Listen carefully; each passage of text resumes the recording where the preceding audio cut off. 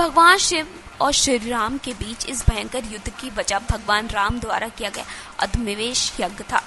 इस यज्ञ का थोड़ा भ्रमण करते हुए जब देवपुर के राजा वीरमणि के राज्य पहुंचा तो राज वीरमणि के पुत्र रुक्मानंद ने उसे बंदी बना लिया और अयोध्या के सैनिकों को चुनौती दी कि युद्ध करके वो अपना अश्व छुड़ा सकते हैं। राजा वीरमणि अपने भाई वीर सिंह और अपने दोनों पुत्रों रुक्मानंद और शुभागन के साथ विशाल सेना लेकर युद्ध के क्षेत्र में आ गए। इधर जब श्री राम के भाई शत्रुघ्न को सूचना मिली कि यज्ञ का घोड़ा बंदी बना लिया गया है, वो क्रोधित होकर अपनी पूरी सेना के साथ युद्ध के क्षेत्र में आ गए। लेकिन जब इस बात की खबर हनुमान जी को लगी तो उन्होंने कहा कि राजा वीरमणि के राज्य पर हमला करना कठिन है, क्योंकि वो शिव के परम भक्त हैं और उनका राज्य महाकाल द्वारा रक्षित है। इसलिए हमें श्री राम प्रभु से बात करके राजा वीरमणि को समझाना चाहिए।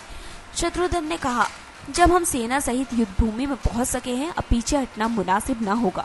और इस तरह दोनों सेनाओं में भयानक युद्ध छिड़ गया। जब शत्रुघ्न, हनुमान और उनकी सेना राजा वीरमणि की सेना पर भारी पड़ने लगी, अपनी हार के कगार पर पहुंचते देख वीरमणि ने भगवान रुद्र का स्मरण किया। महादेव ने अपने भक्त मुसीबत को जानकर वीरभद्र के नेतृत्व में नंदी, भृंगी सहित सारे गणों की युद्ध क्षेत्र में भेज दिया। महाकाल के सारे अनुचर हर हर महादेव करते हुए अयोध्या की सेना पर टूट पड़े। शत्रुघ्न, हनुमान और सारे लोगों को लगा कि जैसे प्रलय आ गया है। महादेव की भयानक सेना देख अयोध्या के सारे सैनिक भय से कांप उठे। अयोध्या की सेना महादेव की सेना के आगे टिक नहीं पाई। शत्रुघ्न ने भृंगी ने पौष में बांध दिया। हनुमान के ऊपर नंदी शिवास्त्र का प्रयोग कर पराभूत कर दिया। अपनी हार को देखते हुए शत्रुघ्न, पुष्पकल और हनुमान सहित सभी लोग भगवान श्री राम को पुकारने लगे।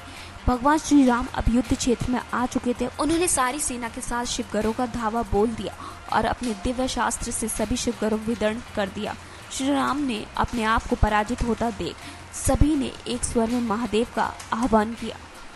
महादेव अपने भक्तों को कष्ट में देख स्वयं युद्ध के क्षेत्र में प्रकट हुए। उनके तेज से श्री राम की सेना मूर्छित हो गई। महादेव को अपने सामने पाकर श्री राम ने उन्हें दंडवत प्रणाम किया और उनकी स्तुति की।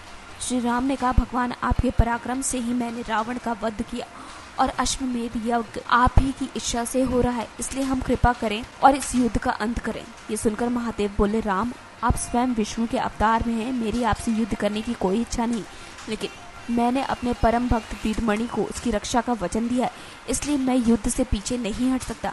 अतः संकोच छोड़ आप युद्ध करें। भगवान शिव और श्री राम में महायुद्ध छिड़ गया, जिसे देखने के लिए सभी देवता आकाश में स्थित हो गए। श्री राम ने अपने सभी दिव्य शस्त्रों का प्रयोग कर महाकाल पर कर दिया और उन्हें संतुष्ट नहीं कर सके। अंत में उन्होंने भगवान शिव का दिया हुआ पाशुपास्त्र चला दिया और अस्त्र सीधा महादेव के हृदय स्थल में समा गया और महादेव इससे संतुष्ट हो गए। महादेव ने प्रश्न पूर्वक श्री राम से कहा, आपने युद्ध में मुझे संतुष्ट किया है, इसलिए इच्छा वो वर मांग लो। इस तरह से भगवान शिव और श्री राम के बीच युद्ध का अंत हुआ। नेक्स्ट 9 न्यूज रूम की report. Subscribe now to receive new updates, reviews and news.